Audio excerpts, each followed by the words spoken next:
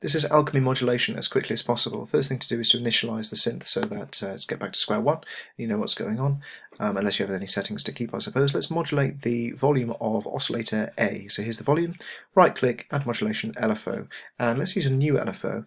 And that LFO I want to use a ramp wave, which is in basic. I want to do ramp down and play your synth.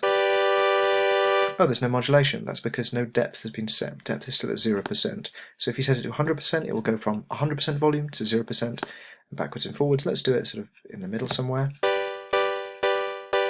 Perfect. Oh no, it's too slow. We're going to have to turn the rate up. Let's turn it up to 30-second notes.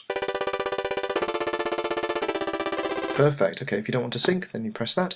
If you don't want them to trigger together, so for example, let's pull it down so it's nice and slow. If I've got trigger on and I play one after the other, listen to what happens.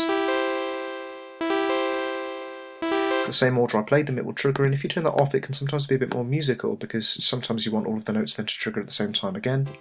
Like that.